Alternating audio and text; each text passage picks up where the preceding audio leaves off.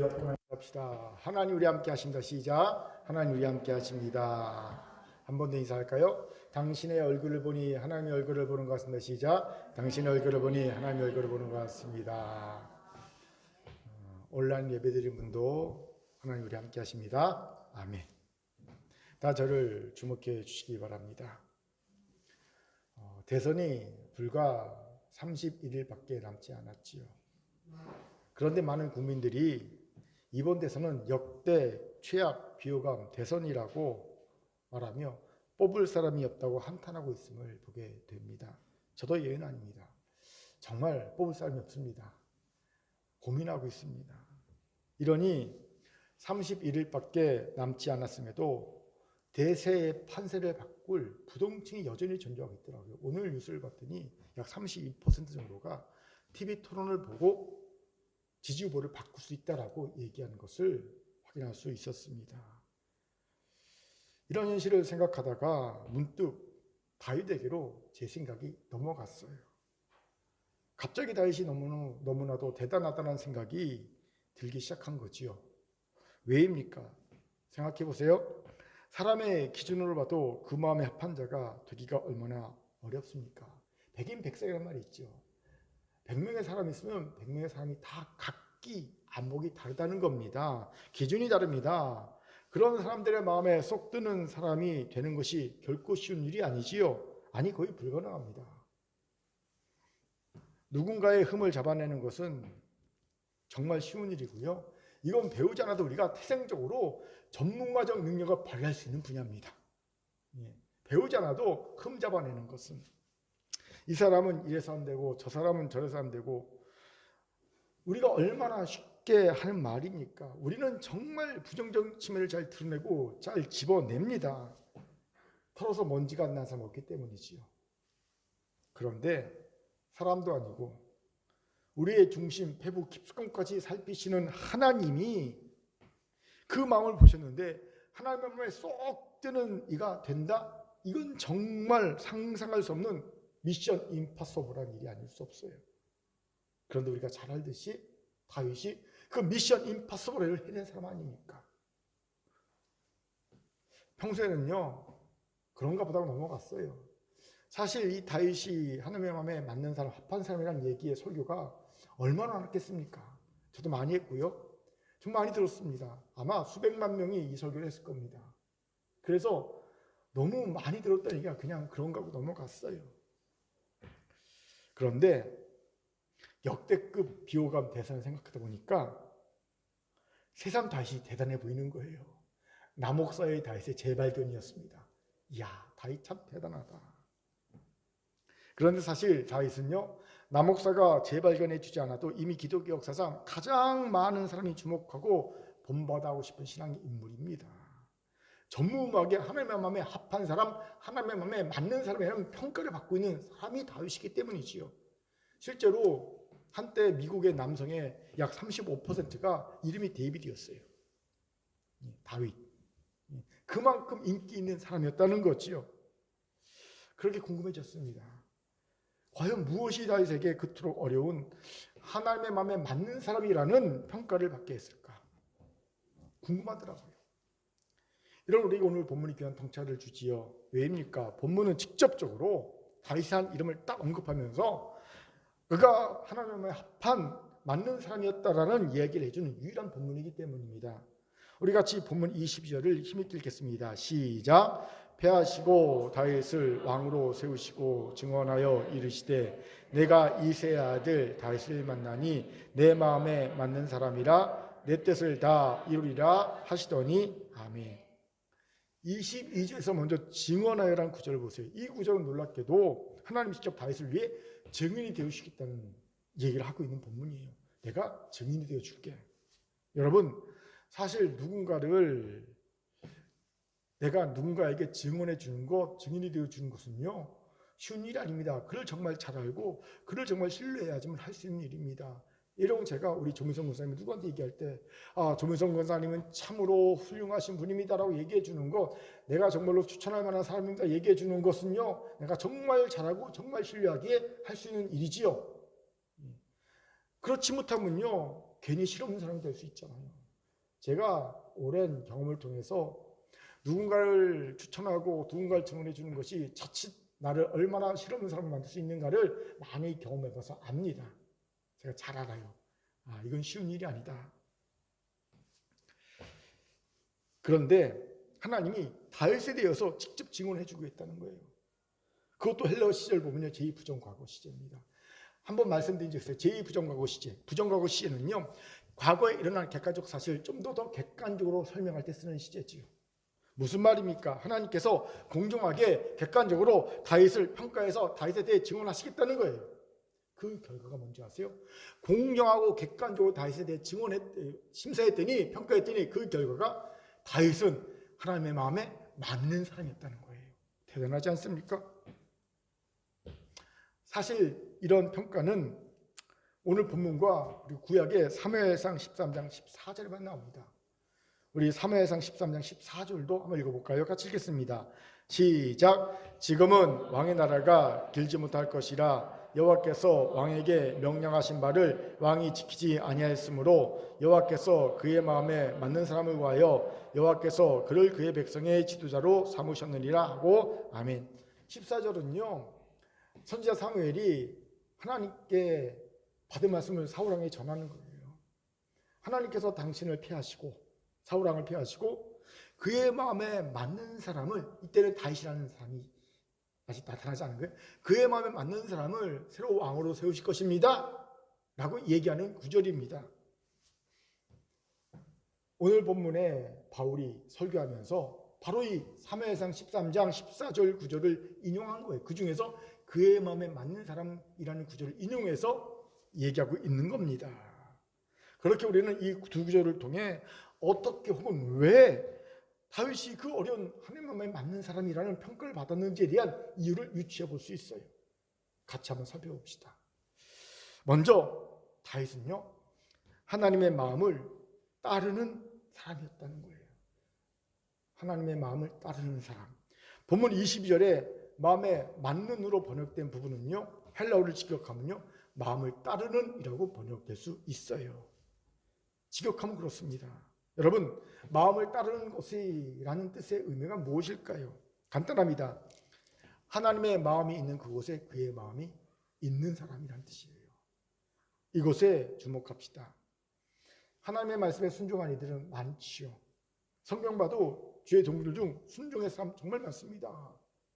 하나님의 종들 중에 순종하지 않는 사람은 거의 없죠. 다 순종의 사람입니다. 그런데 그 많은 순종의 사람 중 하나님의 마음이 있는 그곳에 그 마음이 있는 사람은 찾아보기 쉽지 않습니다. 드뭅니다. 어떻게 이런 말 할 수 있습니까? 간단합니다. 하나님의 마음이 있는 그곳에 그의 마음을 두는 이는, 그 마음을 따르는 이는 하나님이 말씀하시기 전에, 명령 내리기 전에 자기가 알아서 하나님의 뜻을 행합니다. 하지만 순종의 사람은요, 하나님의 말씀하셔야지, 명령하셔야지, 그때 하나님의 뜻을 알고 그 말씀을 따라 행합니다. 다윗이 전자의 사람이었다는 거예요. 그 대표적인 예가 그의 일생에 두 번 나타나죠. 첫째가 골리앗을 물리칠 때의 일입니다. 이때 이스라엘 백성들만이 아니라 하나님의 이름까지 이방인 골리앗에게 심하게 모욕을 당하고 있었죠. 블레셋의 장군으로 싸움을 돋구는 자였던 골리앗이 무려 40일 동안 이스라엘 정에 나와 하나님의 백성과 하나님의 군대 이스라엘과 하나님의 이름을 모욕하면서 싸울 것을 종용합니다. 하지만 아무도 두려워서 못 나가고 있었지요. 이때 다윗이 아버지의 심부름으로 전쟁에 참여한 형들의 도시락을 준비하고, 그리고 또 형들의 안부를 묻기 위해 전쟁터에 옵니다. 그리고 이 기가 막힌 현실을 보지요. 누가 시키지 않았어요. 그는 소년이라 의무도 없습니다. 그럼에도 그는요, 골리앗을 물리치러 나갑니다. 어떻게요? 안 거지요. 예. 하나님의 마음이 하나님의 백성 이스라엘을 모욕하고 하나님의 이름을 모욕하는 저 골리앗을 쳐서 물리칠 사람을 찾고 있다는 것을 아는 거예요. 명령을 받지 않았습니다. 하지만 하나님의 마음이 있는 그곳에 다윗의 마음이 있었기에, 다윗은 하나님의 마음을 따르는 자였기에 안 겁니다. 그렇게 행한 겁니다. 하나님이 지금 그 백성 이스라엘의 용기 없음과 믿음 없음을 얼마나 마음이 아파하시는지를 아는 거지요. 두 번째는 성전 건축 의 얘기입니다. 하나님은 한 번도 성전을 건축하고 이스라엘에게 명령하지 않으셨습니다. 하지만 다윗은 스스로 알아서 성전을 건축할 마음을 가지죠. 성경을 보면 하나님은 처음에는요, 다윗이 성전을 건축한다고 하자 반대하십니다. 야, 내가 언제 광야에 해막에 있을 때 너에게 성전 건축하고 했더냐? 거절하시지요. 저는요, 이런 하나님의 모습을 보면 꼭 충청도 분 같아요. 충청도 사람들의 특징이 뭡니까? 무조건 3번은 권유해야 됩니다. 아, 밥 드세요. 아유, 아니에요. 아유, 밥 드세요. 아니에요. 3번 해야 합니다. 그래야지 그때서야 그럼 한번 먹어볼까요? 그런다는 거예요. 그렇죠? 하나님이 꼭 그러신 것 같아요. 제 느낌이, 개인적 느낌이. 좋으시면서 안 돼. 내가 언제 너에게 소막 지라고 했어. 반대하시죠. 그래 놓고 다윗이 소막을 짓고자 하니까 다윗의 다윗 언약이라는 엄청난 선물을 주시죠. 다윗 언약이 뭡니까? 다윗의 후손으로 영원한 이스라엘 왕을 삼겠다라는 다윗 언약을 딱 선물로 주십니다. 그리고 오늘 우리가 읽은 본문에서 그 언약이 이루어지지 않습니까? 예수 그리스도라는 다윗의 후손으로 영원한 왕이 세워지지요. 우리가 읽은 23절에서 하나님이 기뻐하시는 거예요. 다윗이 하나님이 기뻐하시는 했다는 겁니다. 여러분, 어떻게 이럴 수 있을까요? 명령받지도 않았는데. 그는 하나님의 마음을 따르는 자였다는 거지요. 하나님의 마음이 있는 그곳에 그의 마음도 같이가 있던 자였다는 겁니다. 그러니 명령받지 않아도 알아서 그 뜻을 알아서 행할 수 있게 되었다는 거지요. 그리고 이것이 수많은 순종의 사람들이 그 순종의 결과로 또 얻지 못한 그 마음에 맞는 사람의 칭호를 다윗이 얻은 비결입니다. 이것이 우리를 부끄럽게 하지요. 왜요? 우리 현실은요, 하나님의 마음을 따르기는커녕 하나님의 명령을 들어도 순종하기 힘들어하는 수준이기 때문이지요. 즉 하나님의 마음을 따르는 것은 걷지 못한 아이에게 뛰라는 것과 똑같은 꼴이에요. 우리 순종도 못하는데 무슨 순종도 힘들어하는 사람들에게 순종 이전에 알아서 뜻을 행하라. 이건 뭐 걷지도 못하는데 뛰라는 것과 똑같지 않습니까? 그렇기에 다윗과 같이 그 마음에 합한 자, 그 마음에 맞는 사람이 되라는 것은요, 꿈과 같은 얘기로만 들립니다. 현실이 그래요. 우리 현실이 꿈과 같은 얘기로 들립니다. 그럼 어찌해야 될까요? 포기합니까? 아니지요. 여러분, 지금 현실은 꿈과 같습니다. 하지만 전립기도 한 걸음부터 처음부터 한 단계 한 단계 밟으면 되잖아요. 먼저 여러분 순종부터 하면 됩니다. 일단 순종부터 합시다. 아멘. 오늘 우리의 삶에 아주 못난 불순종 3세트 말이 있지 않습니까? 못난 불순종 3세트 뭐예요? 안 돼요, 싫어요, 못해요. 이거 제거합시다. 여러분, 안 돼요, 싫어요, 못해요, 이 불순종 3세트의 말이 우리의 삶을요 정말 그렇게 만듭니다. 안 되는 사람, 못하는 사람, 싫은 사람을 만들어버려요. 하나님께. 여러분 기억하세요. 우리의 말에 열매를 먹고 살잖아요.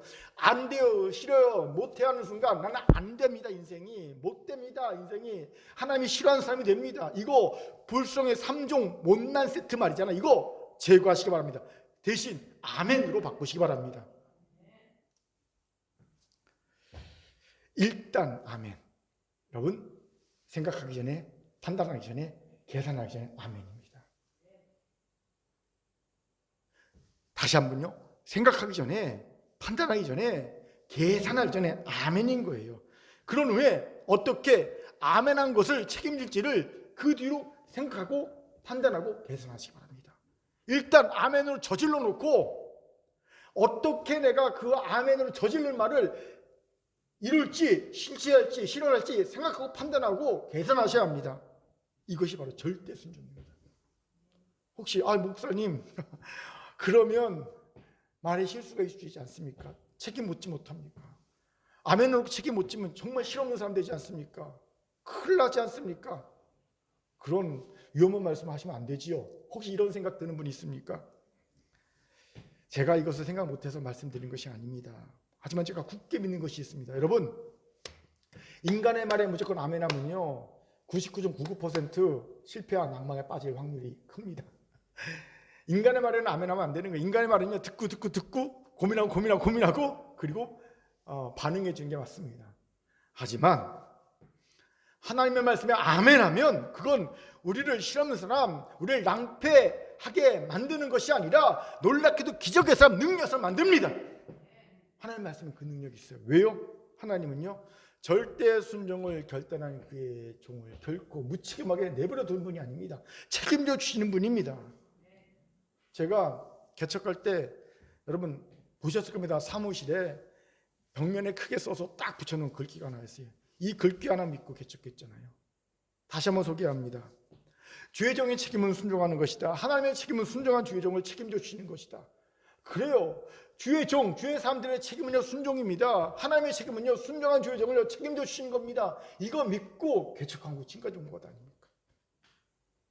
여러분도 절대 순종을 주 앞에 결단하기 바랍니다. 아멘. 하지만 여기에 머물면 안 됩니다. 그러면 다윗과 같이 하나님의 마음을 따르는 자가 될 수 없습니다. 거기까지 갈 수 없습니다. 한 단계 더 나아가야 합니다. 그게 뭡니까?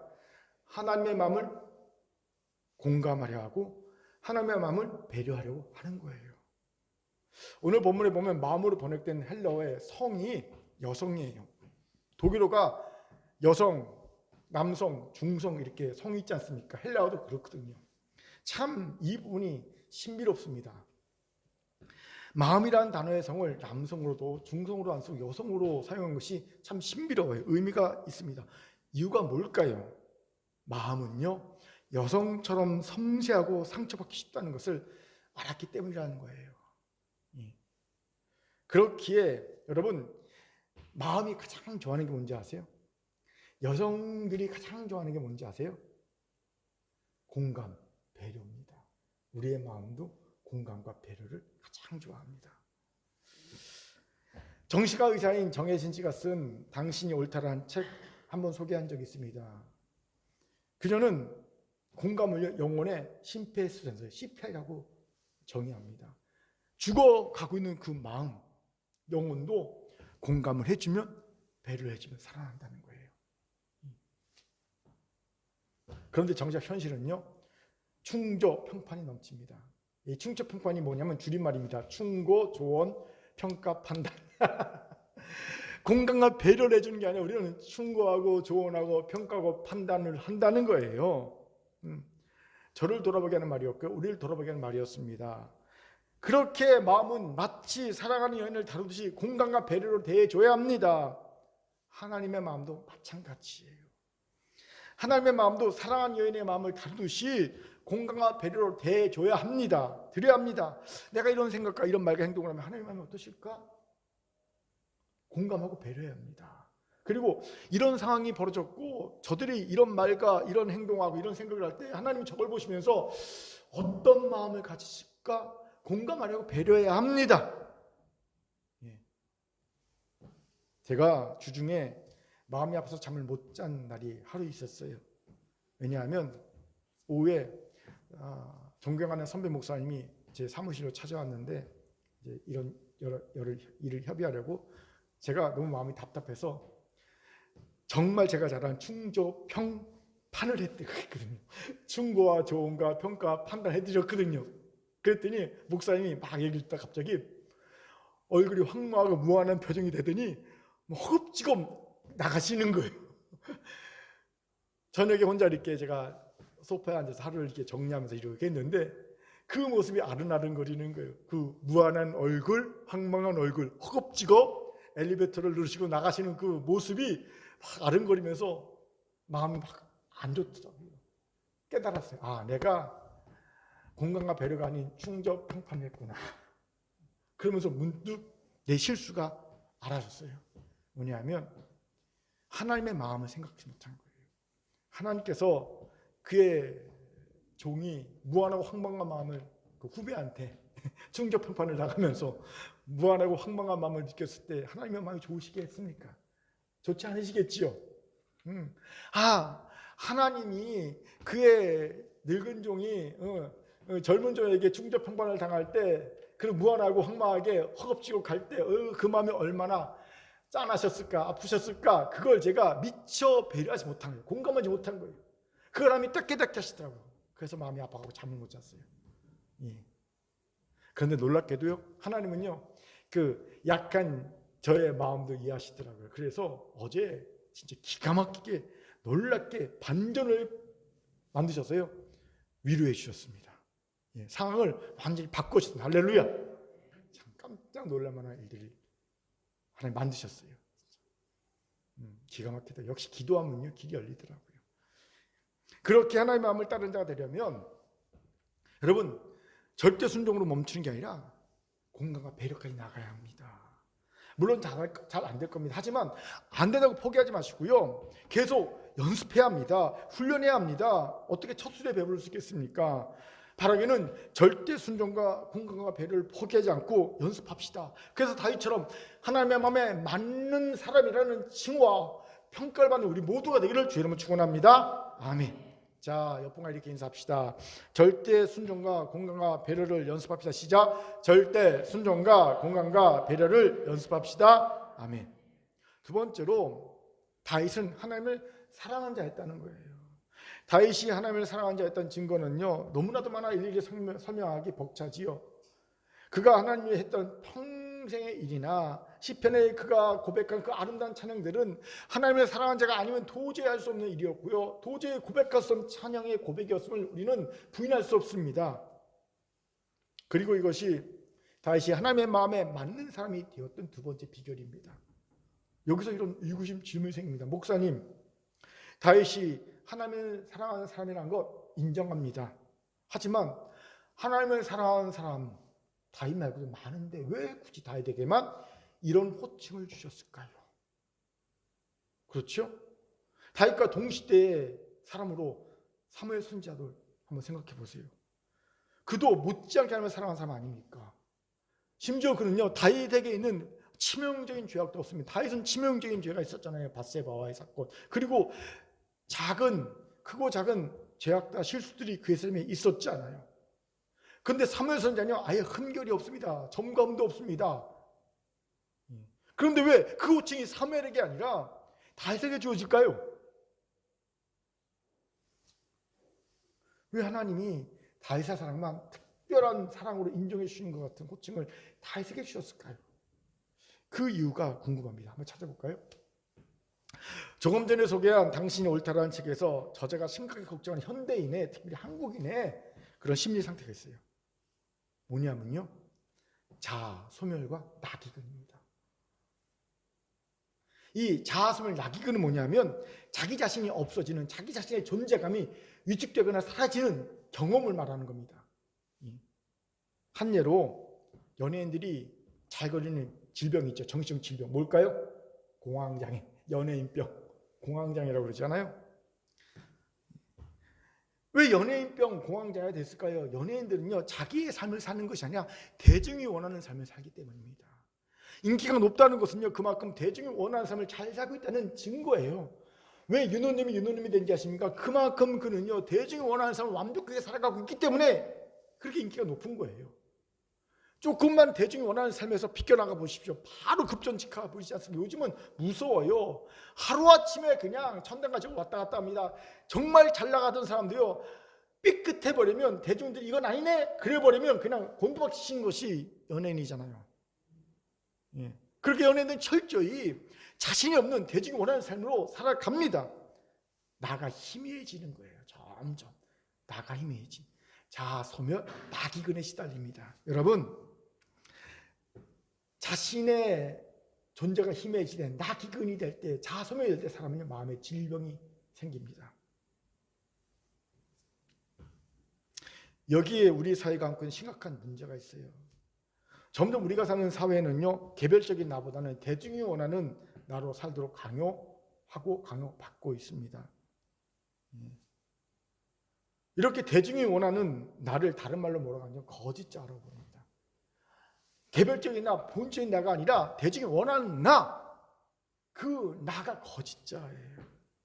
이 거짓자를 버리고 참자, 개별적인 자, 나를 찾는 것은 결코 쉬운 일이 아닙니다. 미국의 시인 겸 소설가인 에드워드 커밍스가 이런 말하고 있어요. 소개합니다. 우리 모두를 똑같이 만들려고 밤낮으로 최선을 다하는 세상에 맞서 다른 누군가가 아닌 나 자신이 되기 위해서 가장 힘든 전쟁에서 끊임없이 전투를 치러야 한다. 그렇습니다. 거짓 자아를 버리고 나를 찾는 이런 끊임없는 전투를 해야만 얻을 수 있는 승리의 결과물입니다. 여러분, 우리 사회가 얼마나 획일화를 시키면서 사회가 원하는 나를 가지라고 강요합니까? 제가 제일 싫어하는 책이 뭐라고요? 20대에 꼭 해야 될 몇 가지, 30대에 꼭 해야 될 몇 가지, 40대, 50대. 획일적인 거예요. 그렇게 밀어붙입니다. 그리고 이것에 부응하려고 애를 씁니다. 우리나라가 전 세계 1위라는 것을 계속 갖고 있는 질병이 있어요. 우울증. 부동의 전 세계 1위입니다. 왠지 아세요? 끊임없이 거짓 자아를 강요합니다. 가족이 원하는 너, 사회가 원하는 너, 그 가짜 너를 가지라고 계속 원하니까 그것에 막 부응하려고 애쓰고 수고합니다. 그러다가 나가 희미해지니까 우울증에 걸리는 거예요. 이 싸움에 이기니가 드물다는 겁니다. 왜 하나님 사랑 얘기하다 갑자기 이런 얘기를 할까요? 간단합니다. 하나님을 사랑한다는 이들 중에 참자가 아닌 거짓자로 하나님을 사랑하는 이들이 많기 때문이에요. 거짓자로. 즉 내가 아닌 다른 사람이 원해서 다른 사람이 인정과 칭찬을 받기 위해 하나님을 사랑하는 이들입니다. 마치 믿음 좋은 어린아이 같아요. 어린아이 중에 간혹 어른보다 더 예배를 잘 드리고 어른보다 더 성경 말씀 열심히 읽고 어른보다 더 열심히 기도하고 어른보다 더 열심히 전도하는 아이들이 있어요. 깜짝 놀랄 만큼. 그리고 그런 아이가 있는 교회는요, 그 아이가 있는 부서가 갑자기 막 부흥합니다. 어린이 부서가 생기고 뭐 청소년 부서가 생기고 막 그래요. 그 애 때문에. 그런데 이런 아이는 잘 살펴봐야 합니다. 왜요? 그런 아이 중 상당수가 부모에게 인정과 칭찬을 받기 위해, 타인에게 인정과 칭찬을 받기 위해 자신도 모르게 하나님을 사랑하고 있을 가능성이 크기 때문에 거짓자로 사랑하고 있는 거예요. 거짓자. 기대에 부응하기 위한 자로 사랑하고 있는 거예요. 이러면 여러분, 나이가 들어서 더 이상 부모의 인정과 칭찬, 타인의 인정과 칭찬이 덜 필요할 시기가 되잖아요. 그러면 그 믿음도 같이 사라져버립니다. 그래서 우리 경우 보면 주변에 어릴 때는 참 믿음이 좋았는데, 어릴 때는 선교사를 될 줄 알았는데 청년에서 보면 눈을 씻고 봐도 믿음 하나 찾을 수 없는 아이들이 있지 않습니까? 바로 이런 경우예요. 거짓자로 기대에 부응하려는 거짓자로 하나님을 사랑하다가 이제는 더 이상 인정과 칭찬이 필요치 않은 덜 필요한 나이가 되면서 그 믿음이 사라져버린 거예요. 같이. 이건 어른도 마찬가지입니다. 타인의 기대에 부응하려는 마음이 강한 이들은 거짓자를 가지기 쉽습니다. 이 거짓자로 하나님을 사랑합니다. 주로 목사나 중직들이 그래요. 그래서 타인의 기대에 부응하면서 존경받는 목사나 믿을 만한 중직, 장로님, 권사님, 안수 집사님, 중직으로 살아갑니다. 그런데 자신도 모르게 마음은 병들어가기 시작하는 거예요. 왜? 자아 소멸, 나기근이 발생하기 때문이지요. 간혹 너무나 잘 살다가 갑자기 깜짝 놀랄만한 일탈의 소식을 전해주는 이들이 있지 않습니까? 저 사람이 왜 그러냐면요, 다 거짓자, 나소멸, 나기근의 원인이 있음을 봅니다. 사울이 그런 경우가 아닙니까? 그는 한때 믿을 만한 이스라엘의 왕이었지요. 하나님의 일꾼이었습니다. 그런데 어느 순간 그 마음이 병들기 시작합니다. 그 시작이 언제부터 나타납니까? 전쟁에서 이겨왔는데 사울이 죽이지 않은 천천히요, 다윗이 죽이지 않은 만만히 하는 저런 년들의 함성 소리를 들었을 때입니다. 그때 그 마음이 병들기 시작했다고, 시기의 마음으로 그 마음이 병들기 시작했다고 많은 사람들이 이야기합니다. 틀린 말이 아닙니다. 그런데 왜 그 말을 듣고 시기가 시작됐는지를 설명해 주지 못합니다. 왜 그 말을 듣는데 시기가 시작됐을까요? 여러분, 사울 왕의 자기 소멸이 느껴졌기 때문에, 자기 소멸, 자기의 존재감이 위축되는 것. 즉 다윗과 비교하여 그보다 못하다는 평가가 사울의 존재감을, 자아를 위축시켜버린 겁니다. 자기 소멸의 위기를 느끼게 한 겁니다. 그리고 이것이 그로 하여금 시기의 마음을 일으킨 거예요. 즉 사울은요, 거짓자로 하며 사랑했다는 거예요. 사랑하는 줄 착각하고 살았다는 겁니다. 거짓자로 충성된 줄 착각하고 살았다는 거예요. 왜입니까? 거짓자는 반드시 유통기한이 있기 때문입니다. 어떤 유통기한이냐면요, 자아 소멸 때까지. 자아가 딱 소멸되거나 자아 소멸의 위기가 딱딱 지면 본색이 드러납니다. 사울처럼 시기나 위험, 분노 조절 장애나 귀신 들림으로 드러날 수 있고요. 우울이나 집착, 끝없는 인정욕과 황당한 일탈행위 등으로 드러날 수 있습니다. 이에 반해 참자로 하나님을 사랑하게 되면 전혀 다른 현상이 나타납니다. 분명 참자로 사랑해도요, 여러분, 자아소멸이나 낙이근이 일어날 수 있어요. 일어납니다. 사랑은 그냥 내가 없어지는 거니까. 참자로 하나님을 사랑해도요, 자기소멸이나 낙이근이 일어납니다. 그런데 놀랍게도 참자로 하나님을 사랑하게 되면 내 마음이 건강해지고요, 기뻐지고요, 행복해집니다. 희한하게 똑같이 자아소멸이 일어났고 똑같이 낙이근이 일어났는데 내가 사라졌는데 오히려 내 영혼이 건강해지고요, 내 영혼이 기쁘고 행복해집니다. 바로 바울이 그런 사람 아닙니까? 빌립보서 2장 10절을 한번 읽어봅시다. 힘있게 읽겠습니다. 2장 10절 같이 읽겠습니다. 시작. 만일 너의 믿음의 재물과 섬김 위에 내가 나를 전제로 드릴지라도 나는 기뻐하고 너희 무리 함께 기뻐하리라. 아멘. 바울은 자신을 빌립보 교회를 위해 전제로 드리겠다고 합니다. 전제가 뭐냐면요, 재물을 드릴 때 재물 위에 붓는 포도주입니다. 여러분, 재물에 포도주 부으면 포도주가 밑으로 쫙 흘러죠. 낭비되는 거예요. 일회용입니다. 내 고귀한 삶을, 내 거룩한 내 가치 있는 아름다운 삶을 그냥 일회용 붓는 거로 끝내버리겠다는 겁니다. 이게 무슨 말이냐면요, 내가 스스로 자처해서 자아소멸을 하겠다는, 낙이근을 하겠다는 거예요. 그 얘기를 합니다, 지금 바울이. 그런데 그 후에 바울이 뭐라고 고백합니까? 나 우울해, 나 힘들어. 아니요. 뭐라고 말합니까? 나는 기뻐하고 너희 무리와 함께 기뻐하리니. 자아소멸이 됐는데, 낙이근이 됐는데 도리어 기뻐한답니다. 행복해한답니다. 어떻게 이룰 수 있을까요? 이것이 바로 참자로 하나님을 사랑하는 자의 특징입니다. 참자로 하나님을 사랑하는 이는 자아소멸이 돼도 낙이근이 돼도 상관이 없어요. 아니, 도리어 내가 소멸되고 내 안에 예수 그리스도가 살아나시면 그게 더 기쁘고 행복한 거예요. 그게 나를 건강하게 하는 겁니다. 나는 죽고 예수가 사길 바라는 거예요. 나는 없어지고 예수가 드러나길 바라는 겁니다. 참자로 사랑하게 되면. 그럼 참자로 하나님을 사랑한지 어찌할까요? 내가 지금 참자로 예수님을 사랑한지 어찌할까요? 간단합니다. 누가 보지 않아도, 아무도 안 보는 그런 상황에서도, 누가 시키지 않아도, 어떤 요구나 압력이 없어도 하나님을 배려하고 하나님의 마음에 공감해 드리고 하나님의 마음에 있는 곳에 자기 마음을 두는 이가 바로 참자로 하나님을 사랑한 자라는 거예요. 다윗이 그런 자 아니었습니까? 그렇게 다윗은 자신이 그토록 원하던 성전 건축을 하나님 막으셨을 때, 그리고 대신 아들 솔로몬에게 성전 건축을 맡기셨을 때 전혀 그 마음이 요동심이 없었어요. 생각해 보세요. 다윗이 무엇 때문에 손에 피를 잔뜩 묻히는 삶을 살았습니까? 자기 개인의 영달이 아니잖아요. 하나님이 이스라엘 왕으로 그를 택하셨고 그에게 이스라엘 왕의 사명을 주셨습니다. 이스라엘 왕의 사명이 뭡니까? 외적으로부터 이스라엘을 지키는 것 아닙니까? 그렇게 그는 그 사명을 책임지기 위해 평생을 사선을 넘나든 전쟁터에서 피를 묻히며 살아왔습니다. 그가 충성됐다는 증거, 왕의 사명을 잘 감당했다는 증거가 그의 손에 묻은 피예요. 그런데 그가 하나님께 성전을 짓겠다고 하니까 하나님께서 뭐라고 반대하십니까? 야, 네 손에 피 많이 묻혀서 안 돼. 대신 네 아들이 할 거야. 이건 어떤 의미로 다윗에게 다가설 수 있냐면요, 자아소멸로 느낄 수 있는 말씀입니다. 내 존재 자체, 내 평생의 일이 하나님께 부정당하는 것 같은 충격으로 다가올 수 있던 말이었다는 거지요. 여러분, 그 대단한 사무엘 선지자도 이스라엘 백성의 인간왕을 요구하자 하나님의 마음을 공감 배려해 드리지 못하고 자기의 마음을 챙기기 바쁩니다. 분노의 마음을 챙기기 바쁩니다. 이스라엘 백성이 자신을 버린 거라고 생각했기 때문이지요. 그러니까 분노가 생깁니다. 왜요? 인간왕을 구하는 것은 곧 사무엘 선지자의 삶 전체를 부정당하는 것을 느꼈던 겁니다. 자기 소멸입니다. 너희들이 나를 두고 인간왕을 원해?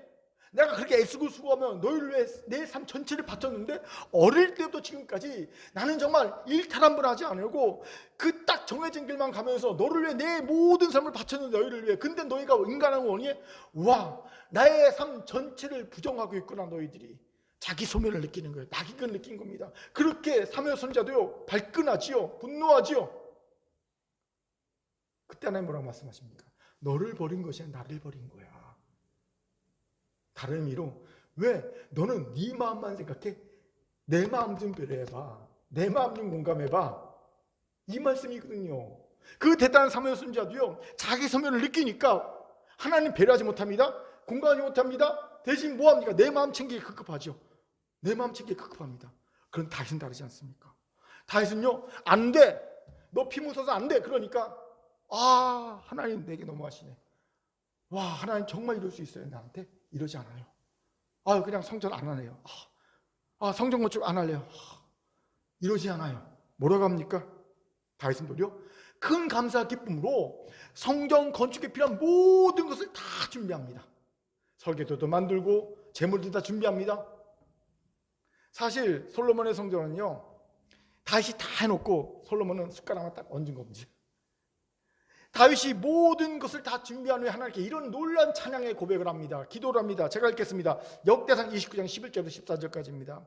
여호와여, 위대하신가 권능과 영광과 승리와 위엄이 다 주께 속하였사오니 천지에 있는 것이 다 주의 것이로소이다. 여호와여, 주권도 주께 속하였사오니 주는 높으사 만물의 머리심이이다. 부하기가 주께로 말미암고 또 주는 만물의 주자가 되사 손에 권세와 능력이 있사오니 모든 사람을 크게 하시고 강하게 하시면 주의 손에 있나이다. 우리 하나님이여, 이제 우리가 주께 감사하며 주의 영원한 이름을 찬양하나이다. 나와 내 백성이 무엇이기에 이처럼 즐거운 마음으로 주를 드릴 힘이 있었나이까. 모든 것이 주께를 만미하사오니 우리가 주의 손에서 받은 것을 주께 되었을 뿐이니이다. 아멘. 놀라운 고백이 아닐 수 없습니다. 어떻게 이렇게 고백할 수 있을까요? 다윗은 참자로 하나님을 사랑했기 때문입니다. 그렇게 그 얘기는 소멸이건 낙이건 상관없는 거예요. 그냥 하나의 뜻이 이루어지면 그 마음이 깊으시면 그만인 겁니다. 내가 죽으면 어때요? 내가 모욕당하면 어때요? 내가 없어지면 어때요? 인정받지 못하면 어때요? 칭찬받지 못하면 어때요? 그냥 하나님의 뜻이 이루어지면, 하나님이 좋아하시는 성도만 세워지면 그걸로 기쁜 거예요. 그걸로 만족한 거예요. 이것이 우리를 부끄럽게 하죠. 왜 교회에 그렇게 서표병에 걸린 일이 많습니까? 왜 그렇게 우울함에 걸린 성도들이 많습니까? 다 참자가 아닌 거짓자로 하나님을 사랑했기 때문입니다. 여러분, 반드시 그 마음에 병이 듭니다. 내 존재가 희미해지면, 내 존재가 위축되면, 누가 인정과 칭찬 안 해주면, 내가 한 일을 누가 무시하는 것 같고 인정해 주지 않는 것 같으면 그 마음이 아파. 그 마음이 병들기 시작합니다. 불행해집니다. 그리고 목사를 향해 눈꼬리가 이상해지죠. 성도들이 마음에 병이 들면 나타나는 게 목사를 바라보는 눈빛이 달라져요. 건강할 때는요, 목사를 향해서 존경과 사랑을 담은 지긋한 눈빛으로 보는데, 마음에 병들면요, 애매모호한 눈빛으로 쳐다봅니다. 섭섭해 이런 눈빛 쳐다봐요. 눈빛만 보면 알거든요. 예. 우울해져요. 그렇게 사랑하는 금교 성도 여러분, 이제 다윗처럼 참자로 하나님을 사랑합시다. 도리어 내 존재가 소멸되고 예수가 내 안에 드러나면, 하나님이 드러나면 그것으로 내가 마음에 기쁘고 행복해지고 건강해지는 그런 이가 됩시다. 하나님은 이런 우리를 보고 내 마음에 맞는 사람이라는 놀라운 칭호를 더하여 주실 믿습니다. 아멘. 몇 번간 삽시다. 참자로 하나님을 사랑합시다. 시작. 참자로 하나님을 사랑합시다. 아멘. 세 번째로 다윗이 하나님의 마음에 맞는 자라는 호칭을 얻게 된 이유는요, 그가 여호와 영 성령을 평생 충만히 임하도록 했던 이였다는 거예요. 성령 충만함을 평생 유지했다는 거죠. 우리 같이 사무엘하 23장 1절 2절을 읽겠습니다. 같이 읽겠습니다. 시작. 이는 다윗의 마지막 말이라. 이새의 아들 다윗이 말하미요, 높이 세워진 자, 야곱이 하나님께로부터 기름 부음 받은 자, 이스라엘의 노래 잘하는 자가 말하노라. 여호와 영이 나를 통하여 말씀하시며 그의 말씀이 내 혀에 있도다. 아멘. 사무엘하 23장 1절 2절은 다윗이 죽기 직전에 한 예언의 노래고 예언의 기도입니다. 그런데 그는 이렇게 말하죠. 여호와 영이 나를 통하여 말씀하시며, 즉 죽기 직전까지 그는 성령 충만했다는 겁니다. 여러분, 다윗이요 사무엘 선지자에게 기름 부음을 받고 왕이 될 때 크게 성령의 충만을 받습니다. 그리고 죽기 직전에도 이렇게 성령 충만을 받습니다. 근데 처음과 끝만 그런 게 아니라 그는 평생 성령 충만을 유지합니다. 평생을. 그거 어찌합니까 목사님? 보셨습니까? 그가 성령 충만을 평생 유지하는지 어떻게 합니까? 그 증거가 아이러니하게도 그가 일생일대의 큰 죄악, 밧세바의 죄악을 저지른 후에 회개한 회개시 51편에 나옵니다. 51편 11절을 우리 한번 읽어봅시다. 같이 읽겠습니다. 51편 11절입니다. 시작. 나를 주 앞에서 쫓아내지 마시며 주의 성령을 내게서 거두지 마소서. 아멘. 보세요. 다윗이 죄를 저지른 데 가장 중요한 게 뭔지 아세요? 주의 성령이 내게서 떠나는 거. 그렇게 주의 성령 내게 거두지 마소서라고 기도합니다. 이걸 무엇을 의미냐면요, 다윗이 평소에 항상 주의 성령과 동행했던 삶을 살았던 겁니다. 그렇게 아는 거예요. 예, 주의 성령이 떠나는 것이 얼마나 끔찍한 일인지. 만약에 우리 어린아이에게, 어린이부사에게 주의 성령이 너한테 떠날 거야 잘못하면, 그러면 애들이 부담스럽게 느낄까요? 문제가 되게 느껴요? 아니, 못 느껴요. 모르니까. 주의 성령이 임한 게 뭔지 모르니까 떠난다고 해도요, 몰라요. 그런데 주의 성령의 충만을 받던 사람, 저 같은 사람에게 하나님께서 너 주의 성령이 떠날 거 그러면요, 저는 심각하신 거예요. 불안해지는 거예요. 못 살 것 같은 겁니다. 아이고 하나님 나 살려주세요 하고 납작 엎드리겠는. 왜? 아니까, 경험했으니까 주의 성령이 얼마나 중요한지. 다윗이 죄 짓고 난 다음에 주의 성령을 내게 거두지 마옵소서 고백한 것은요, 그만큼 그 평소에 주의 성령과 동행했던 삶했던 증거라는 거죠. 하나님이 다윗을 그토록 그 마음에 맞는 자라고 설명하신 이유가 여기에 있어요.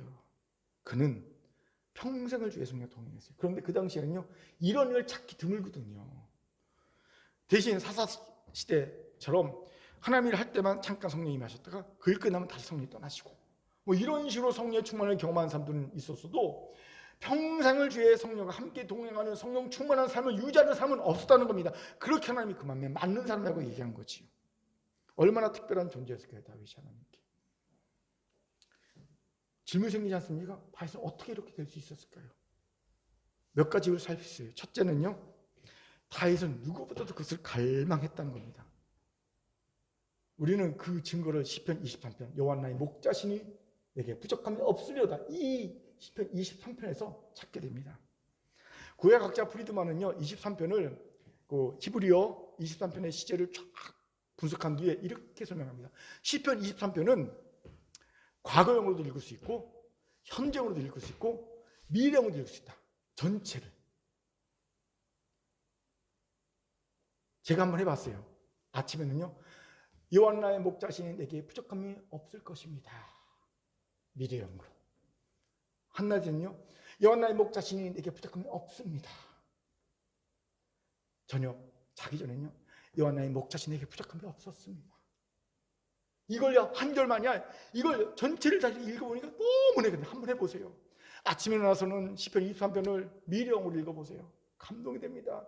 한낮에는 시편 23편을요 현재형으로 읽어보세요. 감동이 됩니다. 저녁에 하루를 마무리할 때는 시편 23편을요 과거형으로 읽어보세요. 너무 크게 은혜가 됩니다. 근데 이렇게 읽을 수 있는 이유가 뭔지 아세요? 다윗이 그렇게 시편을 썼기 때문입니다. 다윗에게 어떤 갈망이었냐면요, 과거에도 현재에도 미래에도 그는 언제나 하나님과 동행하고 싶은 거예요. 목자와 양이 평생을 함께 동행하듯이 성령 하나님과 평생 동행하기 원하는 갈망이 그게 있었던 겁니다. 그렇게 그는요, 그 갈망을 시편 23편에 이렇게 써놓은 거예요. 하나님은요, 자기를 사랑하시고요, 자기를 간절히 찾는 자를 찾으십니다. 이런 갈망을 가진 다윗이기에 하나님은요, 그에게 평생 성령을 함께 하신 줄 믿으시기 바랍니다. 아멘. 두 번째로 다윗은 평생 하나님의 주신 사명에 충성되었다는 겁니다. 사도행전 13장 36절 읽지 않았지만 우리 한번 같이 읽어볼까요? 사도행전 13장 36절 같이 읽겠습니다. 시작. 다윗은 당시에 하나님의 뜻을 따라 섬기다가 잠들어 그 조상들과 함께 묻혀 썩임을 당하였으되, 바울이 설교한 내용이잖아요. 바울은 설교하면서 이렇게 얘기합니다. 다윗은 평생 하나님의 뜻을 따라 섬겼다. 끝까지 그는 충성됐다라고 얘기합니다. 이것이 그가 성령 충만을 평생 유지한 또 하나의 비결입니다. 하나님은 충성된 종에게 성령을 충만해 주십니다. 일하는 소의 입에 멍에를 매지 않는 것처럼 평생 하나님의 일을 위해 애쓰고 수고한 그 종에게 성령을 항상 부어주신 겁니다. 실제로 우리는 다윗이 죽기 전까지 그의 삶에 충성되었다는 것을 그의 마지막 기도, 예언기도에서 보지 않습니까? 그 예언기도의 핵심 내용이 뭔지 아세요? 다윗 언약을 상기시키는 겁니다. 후손들에게. 야, 하나님이 우리 다윗 가문에게 다윗 언약을 주셨어. 다윗의 후손으로 메시아가 나신다는 언약을 주셨어. 이거 잊지 마. 마지막 죽기 직전에 그 말하고 싶거든요. 그리고 실제 오늘 23절에서 메시아 예수 그리스도를 통해 그 다윗 언약이 이루어진 것이 보이지 않습니까? 그렇죠? 그는 마지막 순간, 죽기 순간까지 사명에 충성한 충성스러운 사명자였다는 거죠. 이러니 하나님이 그에게 성령을 평생 함께 하시는 거예요. 보세요. 이런 다윗인 하나님이 그 마음에 맞는 사람을 평가하신 건 아니겠습니까? 이에 반해 우리 현실은 어떻습니까? 놀랍게도 우린 내적인 성령 하나님인데도 불구하고 이 성령 하나님을 근심케 합니다. 너무 많아요.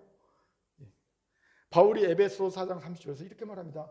성령 하나님을 근심하게 하지 말라 명령합니다. 얼마나 많으면 근심하지 말라 그럽니다. 그런데 근심하게 하는 이는 그나마 약합니다. 심지어는요 소멸케 한 자도 있어요. 성령 하나님을 소멸케 하는 자도 있어요. 데살로니가 전서 5장 19절 보면 성령을 소멸하게 하지 말라 명령하고 있습니다. 기가 막히죠. 근심하게 하고 소멸시키는 일, 이런 어리석은 일들이 있다는 거예요. 누가 도대체 성령을 근심하게 하고 성령을 소멸시키는 어리석은 자일까요? 그 전후 문맥을 보면요 발견하게 됩니다. 에베소 4장 30절 2절 9절 보면 거짓말하는 자, 분내는 자, 일하지 않고 도둑질하는 자, 덕이 안 된 더러운 말하는 자, 남 흉보고 비난하고 정죄하는 이런 자들이 성령을 근심하게 한 자라고 말합니다. 우리가 쉽게 하는 건 아니고 우리 뒤에서 남 뒷담화 많이 하잖아요. 이게 바로 성령을 근심하게 하는 거라는 거예요. 그러면 성령을 소멸케 한 자는 뭡니까? 찾아봤더니요. 성령을 소멸케 한 자는요. 성령을 인정하지 않고 성령의 은사를 사용하지 않는 자. 사용하지 않으니까 소멸되는 거예요. 성령이. 저는 신앙인 중에 이런 이가 참 어리석은 이라고 생각합니다. 전쟁하는데 최신식 무기를 다 줬어요. 자, 뭐 지대공 미사일부터 기갑부대부터 다 줬는데 아니요, 저 이거 필요 없어요. 전 막대기 갖고 싸울래요. 한 사람 이따 칩시다. 바보지요. 이런 바보도 없지요. 여러분, 성령의 은사를 사용하지 않는 그리스도인이 바로 이런 바보와 같습니다. 엄청난 성령의 은사를 주셨는데 영적 싸움을 싸울 때 이 성령의 은사가 얼마나 강력한 무기인데 이걸 사용하지 않고 싸우겠다고 하니 이건 얼마나 어리석습니까? 소멸시키는 자예요. 그런데 이 어리석은 자가 바로 저였더라고요. 무슨 말이냐면요. 사실 얼마 전까지, 한 2년 전까지 제가 그랬어요. 제게는요, 말씀의 은사와 함께 분별의 은사, 그리고 뭐 예언과 환생 은사가 있었어요. 이건 오래전에 있었어요. 교육 전사부터 있었어요. 그런데 제가 통합직 목회자 아닙니까? 통합직 이걸 되게 꺼리지요. 그러다 보니까 이걸 억제하고 숨겼어요. 간혹 수련회 가서 한 번씩 펼쳐도요 조심스러웠어요. 왜냐하면 펼치고 오면 항상 교회에서 제재를 받거나 나쁜 소리를 들으니까 숨겼어요. 억제했어요. 사용하지 않았어요. 좋습니다. 뭐 부교육자 때는 그렇칩시다. 개척홍 나무 사용해야 되죠. 근데 개척홍 나무도요 그게 잘 사용되지 않더라고요. 되도록이면 억제했어요. 부흥회 때나 순회 때나 조금 사용하지 되면 억제했어요. 왜? 남 눈치가 보이니까. 이상한 소리 들을까 봐. 통합치 목사가 그러니까 이상한 소리 들을까 봐 그랬거든요. 그런데 한 2년 전부터인가 제 마음에 강력한 그런 마음이 생기는 거예요. 왜 주신 은사를 쏟겨? 사용하지 않아? 그래, 사용해야지. 은사대로 사용해야지. 그래서 금요철학부터 시작했잖아요. 금요철학 때부터 예언하기 시작했고, 그렇죠? 그리고 작년부터는 주일 예배 끝나고 한 분 한 분씩 기도해 주면서 예언을 했어요. 그랬더니요, 은사가 막 개발되는 거예요. 더 개발되면서 더 구체적으로 정확해지는 거예요. 요즘은 깜짝깜짝 놀라고 정확해지고. 큰 교회를 섬기고 성도들을 섬길 수 있는 좋은 무기 하나가 장착됐어요. 그러면서 깨달은 게 뭡니까? 내가 다른 사람의 내가 성령을 소멸시키는 어리석은 자였구나 라는 걸 깨닫게 됐어요. 이제 와서 25년 이상 목회하면서 이제 처음부터 주셨던 은사인데 23년을 쓰지 않고 있다가 이제서야 비로소 쓰고 있구나, 이 바보같이. 이걸 깨닫게 되었어요. 얼마나 답답합니까? 그렇죠? 이분은 제가 뭐라고 합니까? 성령 하나님 환영합니다. 인정합니다. 의지합니다. 모셔드립니다. 얼마나 말이 안 합니까? 그런데 실상은요. 소멸시키고 있었던 거예요. 실상은요. 그렇게 저와 같이 어리석은 이가 없기를 바랍니다. 여러분, 큰 교회에서 은사를 받았습니까? 은사를 마음껏 사용하세요. 단임 목사의 지도 아래 영적 질서를 지키고 하면 상관없습니다. 제가 분별력 있잖아요. 분별해 드릴 겁니다. 분별해 드릴 거예요. 마음껏 사용하시기 바랍니다. 그래서 성령을 소멸하는 어리석은 자가 아니라 하나님의 신 은사를 갖고 성령이 함께하는 놀라운 역사를 체험한 여러분 되길 바랍니다. 아멘. 그러면 우리도 다윗처럼 평생 성령의 충만함을 경험하면서 하나님께 그 마음에 맞는 사람이라는 놀라운 칭을 얻게 될 줄 믿습니다. 아멘. 자, 저를 따라합시다. 성령 하나님, 환영합니다. 인정합니다. 의지합니다. 모셔드립니다. 이제 말씀 마치죠. 제가 요즘 어울리지 않게 정치인을 세우는 일을 하고 있다는 것을 다들 아실 겁니다. 이유는 간단합니다. 아직 때가 묻지 않은, 하지만 큰 가능성이 있는 원석으로 보였기 때문입니다. 어려워요. 그런데 가능성을 보니까 그 가능성을 발굴하고 키워주고 싶은 마음이 생긴 거예요. 예전에 지금이나 저는요, 사람의 가능성을 보아주고 가능성을 개발시켜주는 것이 너무 즐겁고 행복합니다. 이런 연장성선에서 방송국도 하는 거예요. 제가 방송을 하면서 항상 기도하고 꿈꾸는 게 뭐냐면요, 이 방송국이 우리의 미래 시대, 미래 시대의 우리 아이들에게 날개를 달아줘서 도약이 아니라 비약을 시켜주는 그런 발판이 됐으면 좋겠다. 날개가 됐으면 좋겠다. 이 방송국을 기반으로 쫙 나왔으면 좋겠다. 그런 항상 기도를 하고 있거든요. 이번 주엔 그런 얘기했어요. 이 방송국이 내가 등 대어주고 그 등에 우리 청소년들이 딱 밟고 올라가서 자식 꿈을 이루는 그 발판, 도약대가 됐으면 좋겠다. 제가 말도 안 되잖아요, 사실. 제가 모르고 방송국 한다고 그랬어요. 알았으면 못했어요. 정말 이건 보통 사람이 하는 건, 보통 공도 하면 안 되는 거더라고요. 그런데 모르고 딱 시작했는데 알아가니까 이거는 감히 감당할 수 있는 게 아니더라고요. 돈도요, 뭐 어마어마하게 들고 엄청난 전문적인 지식과 인원이 붙어야 되고 그러더라고요. 근데 놀랍게도 하나님 입을 뱉어내니까요, 한국 최고의 전문가를 붙여주셨지 않습니까? 여러분, 방송 장비요, 택도 없어요, 우리 가진 돈으로. 근데 우리가 가진 돈으로 가능하게 되어줬고요. 한 번 나가면 300에서 800만 원씩 받는 한국 최고의 전문가들이 편집 기술, 촬영 기술, PD 기술 등등등등, 그런 사람들이요, 무려 100시간을 와서 우리 교회 교인들 누구나 다 교육해 주기로 했습니다. 거마비만 받고. 이번 주에 와서 다 촬영해 실측하고 도면도 갖고 갔거든요. 그래갖고 그거에 따라서 밤새 갖고 다 계획을 해왔더라고요. 한 일주일 걸린대요. 근데 중간 상태 보여주는데 역시 전문가더라고요. 다르더라고요. 예. 이걸 내가 하려고 했어? 우리가 하려고 해서 참 기가 막히더라고요. 이야, 정말 우리는 못할 일을 하려고 했구나. 근데 하나님이 입으로 선포하고 믿음으로 나가니까 그런 전문가들 막 붙여주셔갖고 말도 안 되는 금액에 우리가 무조건 할 수 없는 것들을 하게끔 하시는 걸 보게 되었어요. 깜짝 놀랍니다. 여러분, 이제 스케줄표가 100시간 그 교육 프로그램이 나올 거예요. 이렇게 보내줄 겁니다. 그러면 자기에 맞는, 자기 하고 싶은 거 있으면 마음껏 가서 배우세요. 그 사람들 한 번 나가면요, 300에서 500, 800까지 받는 사람들이에요. 교육해 주는데. 그런 사람들 가서 교육해 주는 거냐? 교통비용 받고 교육해 주는 거니까 여러분 꼭 가서 교육받기 바랍니다. 무슨 얘기라는 거냐면요, 저는요, 우리 큰교회는요, 이 비전과 사명이 있어요. 사람을 발굴하고 키워서 날개를 달아주는 거, 홀로알게 하는 거. 저는 우리 큰교회 방송국에 그렇게 될 줄 믿습니다. 그렇게 될 거예요. 그러니까 하나님 이렇게 상 붙여주시죠. 그런데 남목사보다 하나님 훨씬 그걸 더 좋아하세요. 하나님은요, 원석을 발견해서 그 원석을 키워서, 가능성을 키워서 하나님 나라의 일꾼을 세우는 것 정말 좋아하시고 기뻐하십니다. 행복해 하십니다. 바로 그 하나님의 안목에 발견된 사람이 다윗이었어요. 오늘 본문에 보면 다윗을 만나니라고 있잖아요. 근데 이게 헬라어 원문을 보면요, 만난다는, 단순히 우연히 만난다는 의미가 아니라 찾다, 발견하는 뜻이에요. 다윗을 발견했다는 거예요. 자꾸 찾아서 발견했다는 하나님이 어디에 원석 같은 놈이 없나? 내 뜻을 이룰 놈이 없나? 찾았어요. 구석구석 찾았어요. 그랬더니 다윗이 딱 발견된 거예요. 원석 발견된 거예요. 와, 여기 있네! 발견하신 겁니다. 그리고 하나님 기뻐하셨어요. 내 마음에 맞는 사람이다. 내 뜻을 다 이루게 하리라.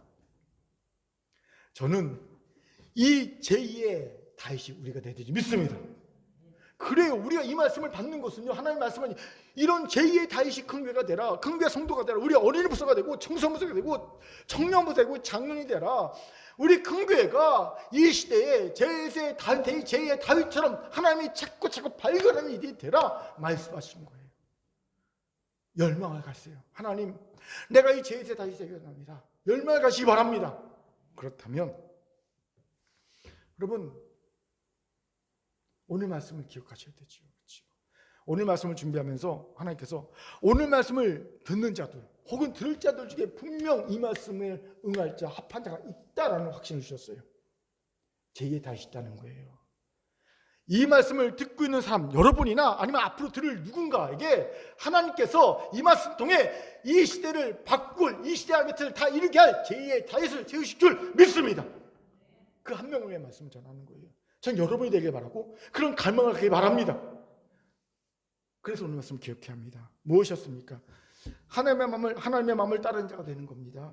하나님께 대한 절대 순종과 공감과 배려를 연습합시다. 거짓자가 아닌 참자로 하나님을 사랑합시다. 평생 성령님과 동행하는 자로 삽시다. 분명 하나님은 이런 자에게 내 마음에 맞는 사람이라는 칭찬과 호칭을 주실 겁니다. 이런 우리가 되기를 주의 이름으로 축원합니다. 아멘. 하나님의 주신 말씀이었습니다. 기도하겠습니다. 사랑과 자비 하나님 참 감사합니다. 하나님은 그 마음에 맞는 제2의 다윗을 찾고 계십니다. 하나님, 여기 있는 우리가 그런 다윗이 되기 원합니다. 우리 공동체가 그런 다윗 같은 공동체 되기 원합니다. 우리 어린이부서 친구들이, 청소년 친구들이, 청년들이, 장년들이 그런 열망을 가지고 그렇게 준비되게 도와주옵소서. 감사드리며 예수님 이름으로 기도합니다. 아멘.